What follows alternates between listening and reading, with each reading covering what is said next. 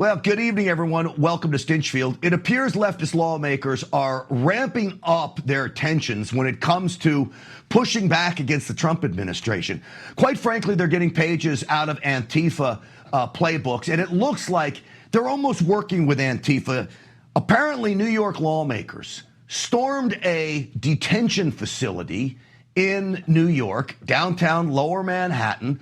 11 of them got arrested outside. 77 were detained. Listen to them chanting. Say it loud, say it clear. Immigrants are welcome here. Say it loud, say it clear. Immigrants are welcome here. Say it loud. So that gives you a little look of just how dopey they actually are. Well, they warned them, you'll be arrested. And that's exactly what happened. If you refuse to leave on the federal regulation, I'm here you're going to be for my arrested. fellow neighbors who have been kidnapped off the streets, being led by a fascist president. It's absolute ridiculousness, okay? If you refuse to leave on the federal regulation, I'm here. you're going to be Just come back to me, guys, here for a second, okay? It's out of control what Democrats are doing, all right? Out of control. It amounts to obstruction of justice. ICE agents are simply trying to do their jobs, keeping people safe, and these lawmakers, all Democrats, are playing to the cameras. This is the ICE director in New York, cut 38. Well, look, I think this keeps happening because of the dangerous rhetoric that the Democrats continue to push against our law enforcement officers who are enforcing immigration law. Our officers go out every day, choose to put the American people first with the support of President Trump and Secretary Noem. These protests are not going to stop us, but I think everyone needs to know that the people these Democrats are defending are murderers, rapists, MS-13 gang members, and the list goes on and on and on. All right, so it's not just in New York either. This is happening in Illinois. I want to show you video of an Illinois state senator. Roll this of her walking down the street. Cut 7, guys. Down the street in Illinois, this Illinois state senator, thank you, all with a camera, by the way, is apparently warning people that ICE agents are in the neighborhood, screaming and yelling at the top of her lungs, by the way. What she doesn't understand is what she videotaped was actually her own lunacy. Cut 6. Stay inside of your houses, everyone. Do not come out. Stay in your houses. Quédense en su casa. Tienen derechos todos. No salgan si no hay una orden firmada por un juez. Does she understand? Many of the people that are being arrested are not just here illegally, but they're very violent, evil people. Many of them sex-trafficked individuals, drug dealers, gangbangers, thugs, looters, you name it. But this is how she treats the ICE agents. This is my city. This is my city. That's right. Take off your mask. Take off your mask! All, folks, for what? To defend illegal aliens? In many cases, the worst of the worst. And these illegals that are being arrested, in many cases, they are found with minors in their possession. Minors where the parents aren't around, no one knows how they got here. Wait until you hear how many Tom Homan says ICE agents have already found, rescued, really. That was priority 1. So they've already located just under 25,000. Some of these children were fine with parents just hiding because they don't want to be deported. But many were in sex trafficking. Many we found in forced labor. Slavery. I mean, forced to work ungodly hours, not going to school, working ungodly hours, and of course not getting paid, being abused. So, we've rescued thousands of children. This is all proof, by the way, that Joe Biden's administration was the most prolific sex trafficking organization on the face of the earth. Hundreds of thousands of children are literally still missing. Tom Homan again. President Trump is committed. I'm committed that we're not going to stop looking for these children until we find every single one of them or run down the leads. And unfortunately, 27 of these children have since died. So we're not giving up. This is the main priority for the Trump administration. We'll keep going at it. All right. What they're doing, these ICE agents, are literally saving lives. Yet Democrats and Antifa appear to be working together. Let's move now to gangbangers in Chicago. At least that's who they're protecting. And these folks are more, I don't know, you call them rioters, obstructors of justice, whatever it may be. They're causing all kinds of problems for ICE agents, as you see on their screen.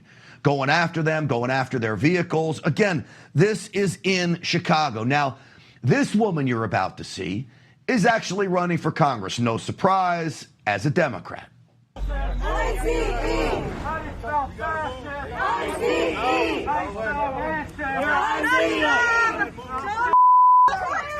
Shame on you! Don't touch me! Shame on you!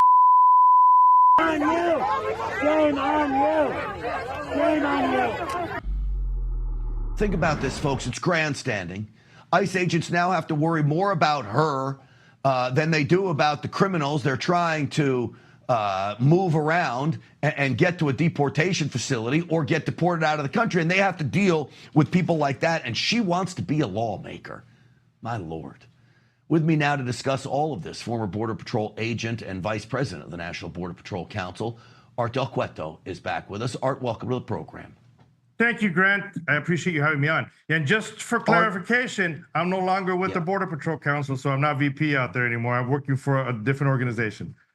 All right, sounds good. So former, we're grateful, obviously, Art, for your service to this country, especially as a Border Patrol agent, and congratulations on retirement. But I do want to hit you up about all this stuff because over the last few days, I don't know, it feels like Democrat lawmakers are escalating the attacks on ICE agents, and really the lunatics, whether it's Antifa or whoever, are taking their cues from these Democrat lawmakers. No, and that's what it is. Look, I don't remember any of these people, any of these protesters or these politicians or candidates.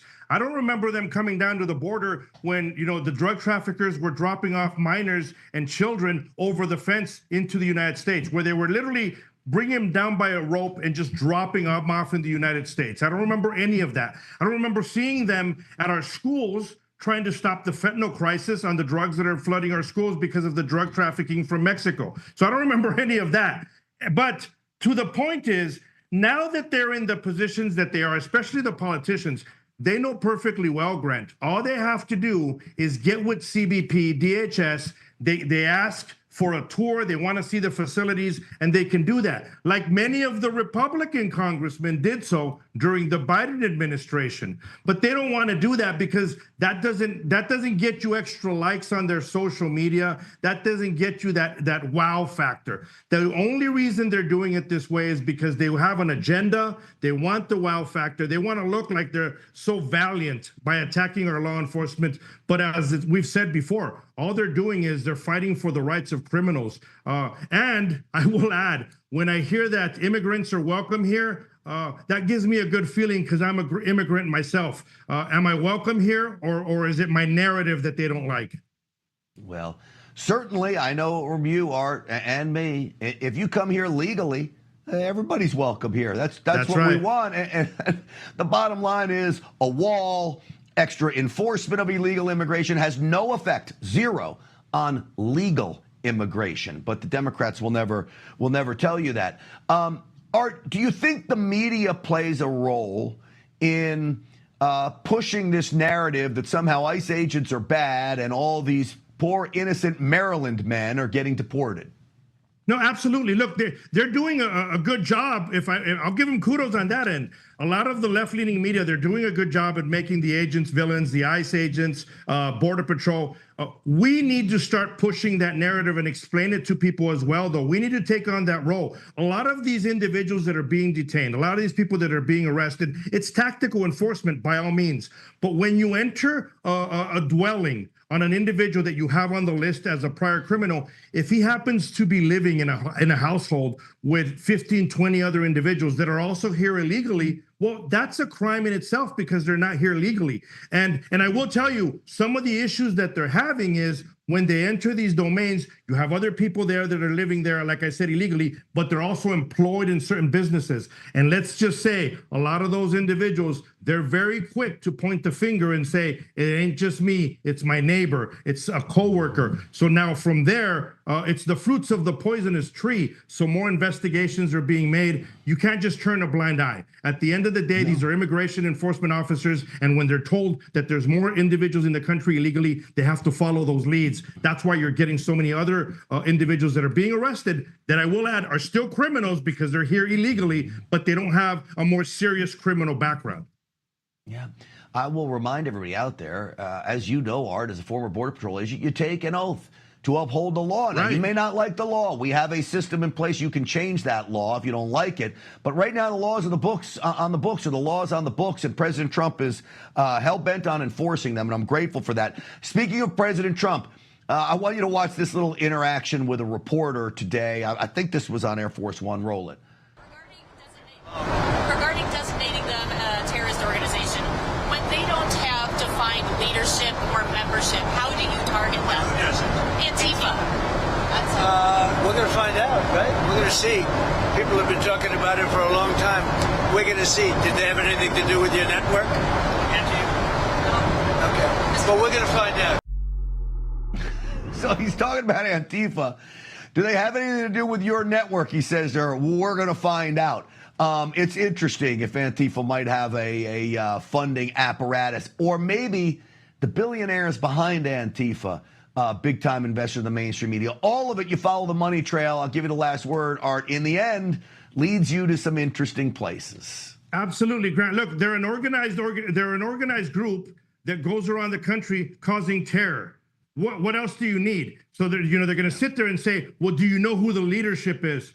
Well, that's what we're going to find out. We're going to find out who the leadership is. And I think, with the current president that we have, it's not going to be good for the bad guys. It already hasn't been this year. And that's what it comes down to. I'm for immigration.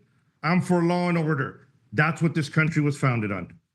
Well, that's why you and I are such good buddies and why you're always welcome on the program. Art Del Cueto, thank you. Thank you, Grant. Absolutely. All right. Speaking of President Trump, so Memphis, any day the National Guard could show up there. The task force has now officially been created. We're learning today that the U.S. Marshals will run the task force in Memphis to oversee operations there. And guess what? Chicago could be next. Cut 21. And you can walk down, you can take your husband, your boyfriend, your girlfriend, whoever you want to take. You can take them out to dinner tonight in D.C. and you're going to be safe. It's really safe. We did a great job. We're going to do the same job in Memphis, and we're going to Chicago. All right, so the left will tell you, oh, well, crime is down in Memphis. Crime is down in Chicago. It's not whether crime is down or not. It's how much crime is down. And when you have a level of crime that is so out of control, crime being down by minuscule numbers does not mean anything to the people where criminals rule the streets and neighborhoods of these cities, including Chicago, as President Trump said. So now we have this situation where criminals are ruling. Cut 22. And I also looked up at some of the other countries, kind of second world countries that you might see in Central and South America. You're safer in Mexico City, which, by the way, is a bastion of crime. It's not, you're not going on a stroll in the middle of the night in Mexico City, and yet you're safer in Mexico City than you are in Memphis, Tennessee. Yeah, or Chicago, or L.A., or any of these other blue cities. Thank you, Andy Ogles, the congressman, for that point. So you will hear the left freak out about the idea of the National Guard coming in to Memphis, and they fall back on this old Democrat talking point that all the people need are jobs. Remember, they told us that about Afghanistan and the Taliban. Taliban didn't need jobs. That was a disastrous way of looking at things. That's how they look at it in Memphis, too. This is a Democrat city councilman. You put them in boots and fatigues because understand that's where our National Guard comes from. That means that we as a city are going to have to pay overtime, taking even more resources away from after-school programs, mental health supports, job training, and so much more. That's right. That's right. The solution to crime is opportunities, not occupation. Okay, because Democrats have provided so many opportunities for people around the country. They kill these cities literally with their oppressive regulations and mandates. It's not working. This is something that Charlie Kirk literally advocated for. Charlie Kirk wanted minority communities to be so successful, but it wasn't through government intervention that minority communities would be successful. It was by embracing God. It was by embracing freedom and a limited government principles, letting entrepreneurs flourish, giving everyone opportunity no matter what color their skin had. It wasn't about government. Well, apparently, Edwin Ferguson, a school board member in Palm Beach County, Florida, didn't get the message about Charlie Kirk. In fact, he played right into the lies about Charlie in an awful, awful and deceitful way. I looked at the statutes and the administrative rules that were referenced in this September 11th letter from DOE, and I'm thinking, unless you as a parent or you as a teacher feel bad because I as a teacher don't miss a racist bigot at that, I don't see how you're going to be at risk of losing your teaching certificate. So, when we talk about the Holocaust, I've yet to hear a person of the Jewish faith say that I miss Adolf Hitler. Again, calling Charlie Kirk a bigot, comparing him to a Nazi, Adolf Hitler.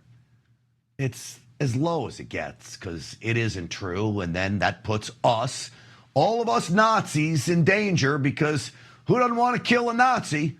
It's exactly what happened to Charlie Kirk. Let me just play this clip of Charlie for you to prove to you this is not a racist.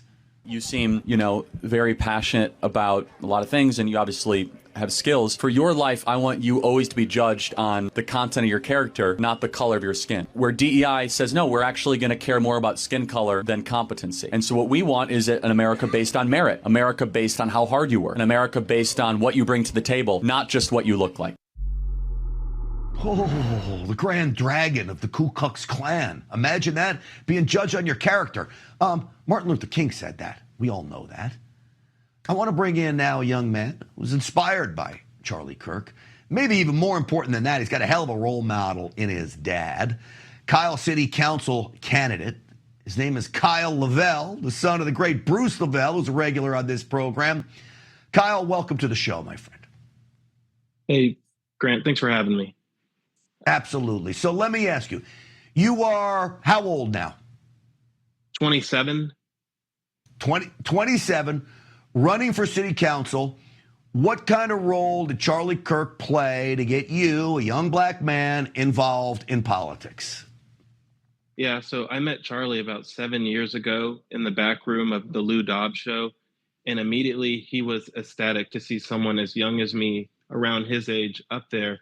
Potentially, he thought I was about to do a hit, Primetime with Lou Dobbs, and I didn't, but he was super excited, and he shook my hand, and we looked each other in the eye, and he said, you got to get involved. We need you. And so those moments and those words stuck with me for a very long time, and for a while, I wasn't as involved, but right now, I've taken the leap, and after seeing what happened to him and his family, I'm running for city council in the city of Kyle. I'm 27 years old, and my name is Kyle J. Lavelle. So Kyle for Kyle in the city of Kyle. All right. Kyle, let me ask you. You've watched probably, like me, more videos of Charlie Kirk than I've ever seen in my life. Now, I've seen a lot of videos of Charlie Kirk.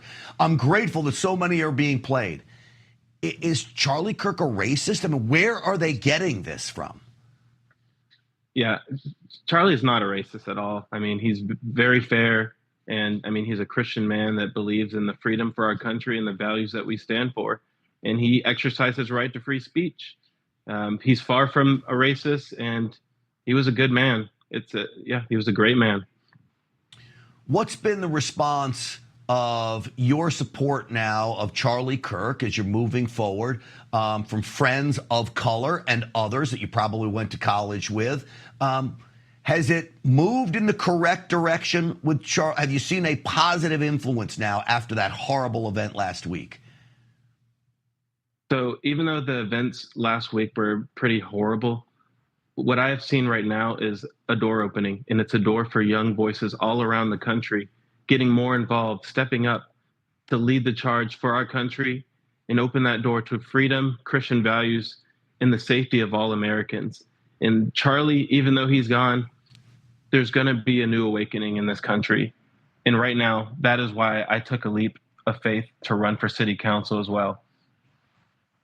All right, let me play one more clip of you, because what I really want is when Democrats watch us talk, Kyle, when they watch clips of Charlie, I want them to prove to me how he could possibly be a racist when I see things like this. Roll cut 17 for me, guys.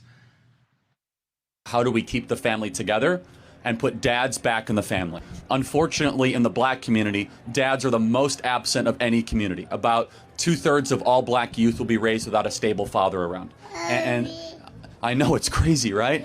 And that little precious angel of yours deserves to have a father around. All right, roll cut 18, because I want everyone to see the precious angel.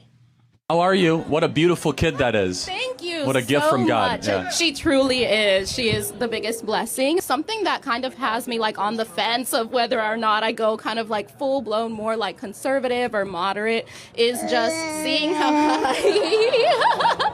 Give it up. That is a gift from the Lord, everybody. That is just beautiful. Kyle, I'm not sure the Grand Dragon of the Ku Klux Klan would call a young black child a beautiful gift from God, but Charlie did, and more importantly, your thoughts on what he just said there. Well, I mean, he's speaking the truth. I mean, we got to bring back the nuclear family in the country. It's important to have a mom and a dad with strength in the household as they raise their children and navigate the waters of raising a family here in America. And so it's important, and he spoke the truth about that. Well, I know you got a great mom and dad, and I know you're your own man now at 27 years old, but it's great to have support of your dad, who's I think he's behind the camera, Bruce Lavelle, which I love, by the way, that you're stealing a little of his spotlight. Real quick, Kyle Lavelle, tell me where people can help your campaign for City Council of Kyle, Texas. Yeah, so if you want to donate, you want to support one of the greatest movements going on right now here in the city of Kyle, my website is kylejlavelle.com. Donate, come out, support, help out, whatever it takes. We're going to win. Get out, vote November 4th. Thank you. All right. Throw some money in the tip jar for the young man. And Kyle Lavelle, it's great talking to you. Thank you. I hope this is not the last time. Thanks, Grant. All right. Good luck on the race as well. kylejlavelle.com, folks. Help him out. I did. I donated last week, too. When his dad says, hey, donate to my kid, you do it. All right? You absolutely do. All right.